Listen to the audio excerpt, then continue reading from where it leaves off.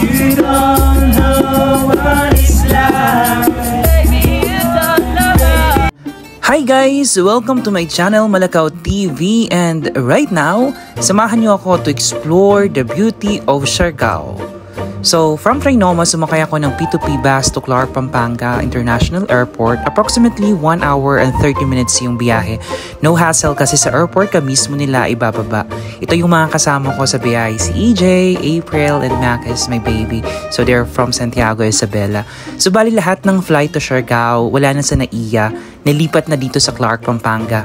Ang ganda ng airport nila dito, grabe, parang sarap magstay while waiting sa flight mo. Sobrang linis ng CR, dami pwede tambayan ng picture perfect. So this is Cebu Pacific, bound to Siargao.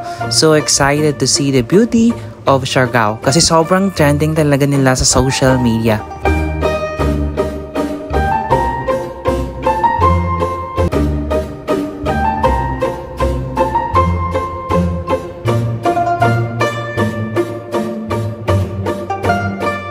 And we're here! Welcome to Siargao. From airport, sinundo kami ng may-ari ng accommodation namin, which is Ohana Resort. From airport to General Luna, almost an hour din yung biyahe, kaya careful kayo lalo na pag pauwi na kayo. Baka maiwan ng eroplano. Akala namin malapit lang yung airport to General Luna. Medyo far pala dun dito. So this is it. This is our accommodation for 5 days and 4 nights here in Siargao. This Ohana Resort, na-book namin siya online. Grabe ang ganda ng vibes ng place. We have pool just in case napagod kami from land or water activities. Pwede mag-deep sa pool ng ilang oras. So yes, this is our accommodation for 5 days and 4 nights.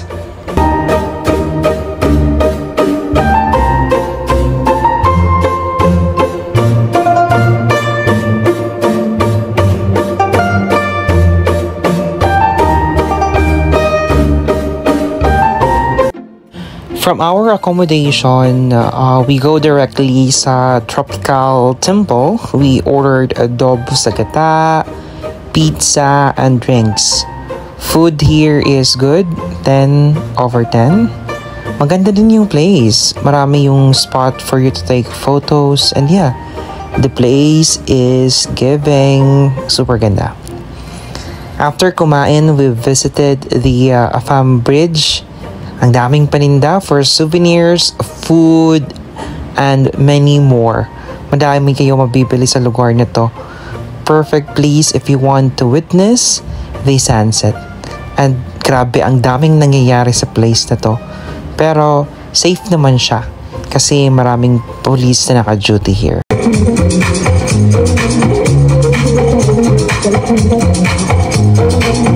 Ay, hello. Anong ginagawa niyo ba diyan? Naghahanap kayo ng ano?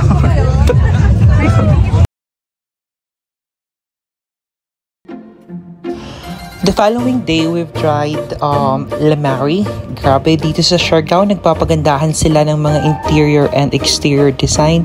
Yung feeling na worth it yung ever visit mo sa mga kainan. Bali, we've tried breakfast, yung kinain namin dito. Yung food, 10 over 10. And yung place, oh my god, really worth it. 10 over 10 din. Ang ganda ng pool nila. Kung dito ka naka-check-in, bali free access sa pool. Pero kung gusto mo lang maligo sa pool at hindi ka naka-check-in, may fee na 700 pesos. Bali 500 is consumable sa food and drinks.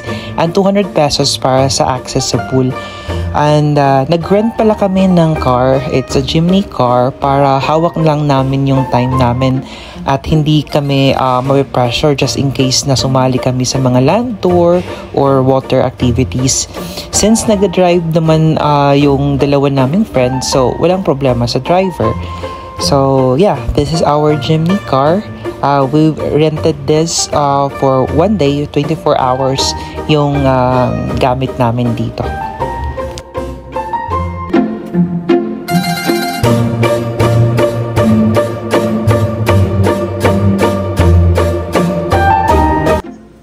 So after Lamari, we go directly sa Maasin River. I highly advise talaga na if marunong kayo mag-drive, you rent a motorbike or car na lang. Kasi malayo yung ibang tourist spot dito. As you can see, parang uulan, pero hindi. Tama nga sila, napaka-unpredictable ng weather ng Siargao. Hindi ka mag-worry kung uulan kasi bigla naman sisikat yung araw maya-maya. So going back to Maasin River, ang daming pila dito pero worth the wait naman kasi while waiting sa boat na sasakyan, pwede ka maligo at tumalon sa river.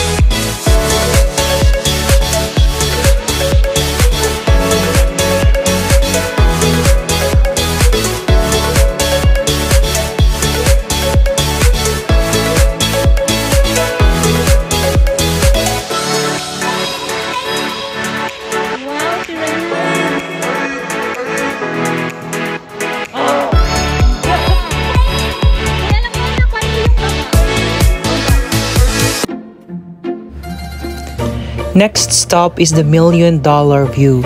It's almost an hour drive from General Luna to Burgos for you to witness the scenic view of this place. It's giving you a very tropical setup. Pero mas maganda siguro if maalon yung dagat. So pumunta kasi kami nung papunta namin, very calm lang yung dagat. So very chill lang yung atmosphere. Nakakawala ng pagod after a long drive. Wala kasi tao, mga late na ata kami nakarating around 4 to 5 p.m. Kaya perfect to take photos since walang nakapaligid ng mga person. Sobrang trending itong spot na to sa TikTok. Kaya sabi namin since nandito na lang naman din, i-push na namin ang north parts ng Siargao. After ng isang mahabang araw, it's time for dinner. And sinubukan namin tong Kermit Siargao. Grabe! Yung pasta dito as in napaka-OA. OA sa sarap. Pati yung pizza, akala nga namin onti lang yung serving kasi mahal. Pero so far, madami naman at busog na busog talaga kami. Isipin mo yun, buong araw kayo nag-land tour, tapos gutom na gutom kayo. And ito yung food nyo. Hay, nako, grabe OA. Napakasarap, heaven yung pakiramdam. Kitang-kita naman yung reaction ng mga friends ko kasi napaka-OA nga talaga sa sarap. But kung talagang nagba-budget, I highly advise not to kasi nga medyo pricey yung mga food nila dito.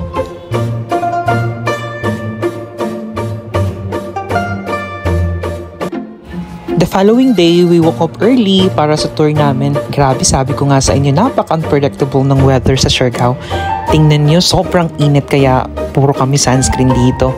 Una namin pinuntahan is yung Coconut Mountain, Mountain View Deck. And right after nun is pumunta na kami sa Corregidor Island.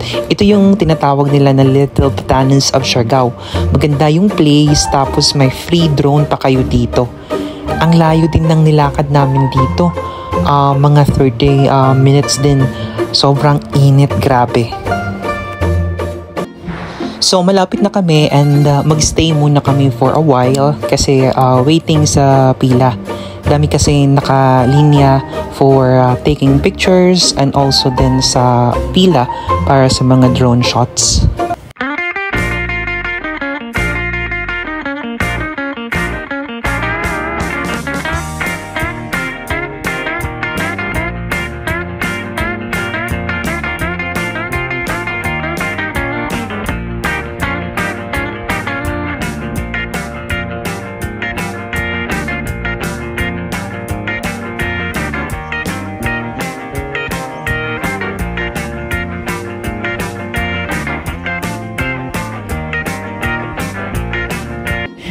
Right after the Corregidor Island, we transferred to Naked Island.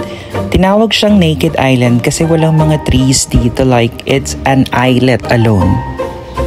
Dito ka talaga masusunog ng sobra-sobra. As you can see, we have free drone shots here. Kaya satisfied naman kami sa binayad namin kasi kasama na siya sa package ng island hopping namin. So, it's time to ligo time. Nag-video na lang ako sa kanila kasi sobrang init, grabe.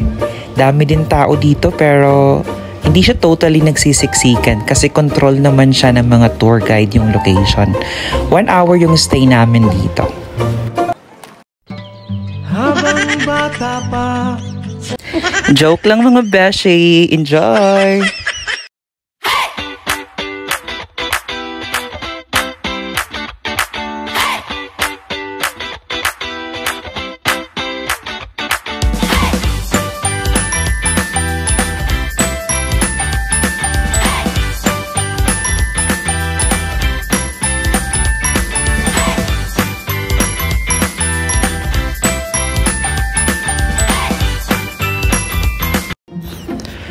So this is our second to the last stop. This is the Ko Island. Andito na kami mag-lunch. Yung famous na Siargao lunch na nakikita natin sa social media. And we will stay here for like 2 hours. Then we will visit our last islet na pupuntahan, which is Guyam Island. So, dito na yung lunch, nakaladi na. Akala ko nga magkukulang kasi ang dami namin. Pero sakto pala. As in, grabe. Gutom na gutom kaming lahat. Pero may natira pa naman dito. Dito na rin kami nagpahinga ng very light. Yung iba naligo. Ako naman naglakad-lakad to check the area. Maganda din yung island, parang sa Cebu. I do island hopping sa Cebu during pandemic. Grabe din yung Cebu. Sobrang ganda din ng mga island nila doon, lalo na yung Bantayan Island sa may Santa Fe. Grabe. And this is Guyam Island, our last island for today's island hopping. I know my friend of mine.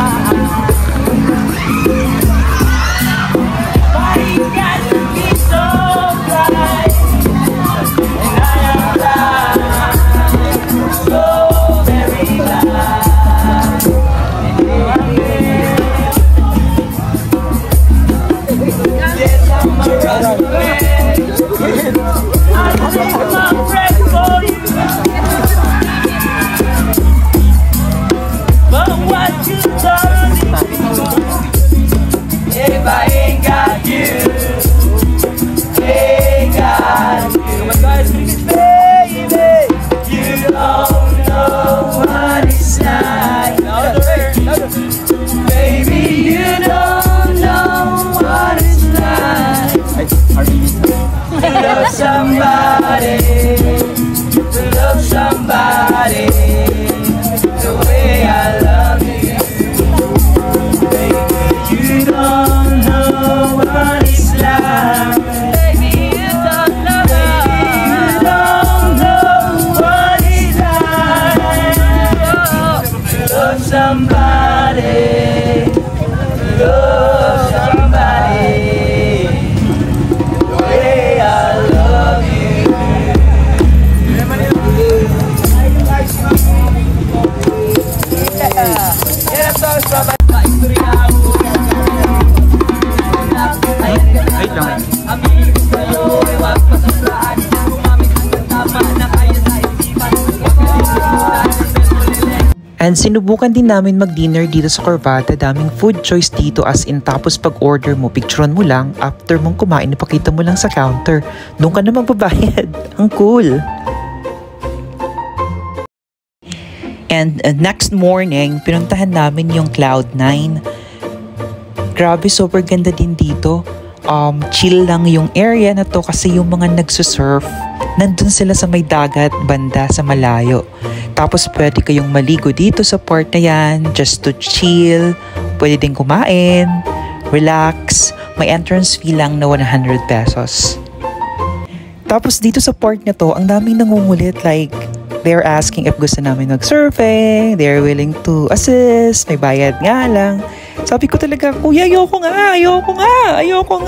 Ayun na nga.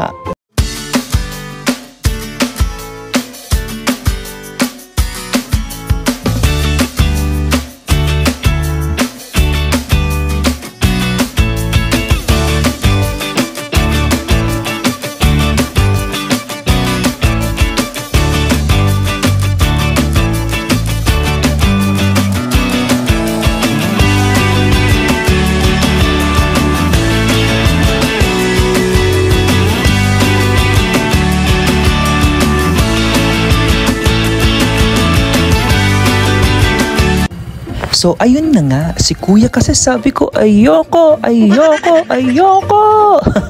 Pero gusto ko talaga mag-try mag-surfing. Noon pa, kahit sa La Union, mayroong part doon na pwede kang mag-surfing. Gusto ko din i-try, pero natatakot ako. Pero now, dito sa Siargao, di ko na pinalagpas. Next na pinuntahan namin is yung Magpupungko tidal pool. Napaka-amazing ng place na to, guys. Grabe! Ang linis, ang linaw ng tubig dagat dito. And guys, pag papunta kayo dito reminder lang, dapat morning, low tide. Kasi pag mga noon or around 1 p.m, high tide na yun. Di na sila nagpapapasok. Also, delikado na kasi sa part na to pag high tide na.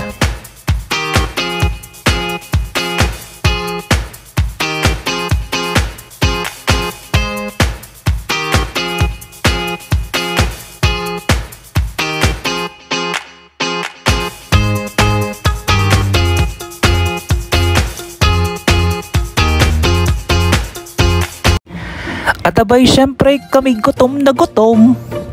Sa dinami-dami ba naman ang ginawa namin sa araw na ito? Kami gutom na. So, sinubukan namin yung lamesa dito sa Siargao. Sobrang trending din nila sa social media. Thai Asian foods. So, we have Pad Thai overload. Mayroon din tayong Pad Thai with shrimp lang na order. Tapos, mayroon din tayong pork ribs. We have steak. And also, we have tuna. So, yun yung in-order namin. At mayroon pa pala yung mango sticky rice. Tapos paggabi, ito yung pinaka-center ng lahat. Parang dito lahat nangyayari. Kainan, inuman, party, nandito lahat, mga souvenirs. Ito yung parang pinaka-center ng General Luna.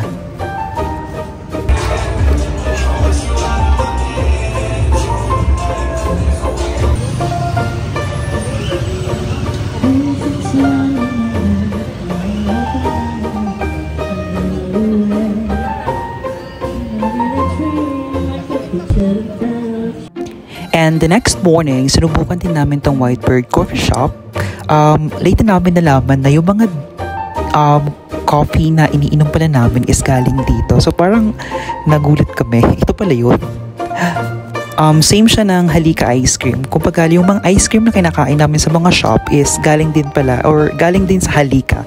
So parang iisa lang yung pinanggalingan ng mga foods. So far sa 5 days and 4 nights na stay namin here at Siargao, sobrang saya namin. Ang dami din namin napuntahan. Hindi ko na rin nasama sa vlog yung ibang place na napuntahan namin, but grabe, worth the visit. And you really need to stay longer if you really want to experience the beauty of Siargao. Kasi mabibitin ka lang if you like stay 1 to 2 days or 3 days. So 5 days and 4 nights for me is good enough na para ma-experience mo yung beauty ng Siargao. And before kami pumunta ng airport for our flight, we visit also Bravo Resort. Ang ganda din ng place nila. This is Bravo Resort. So that's it, our 5 days and 4 nights stay here in Siargao. Pa-subscribe na lang po kung hindi nakakahiya sa inyo. See you next time after 50 years. Bye!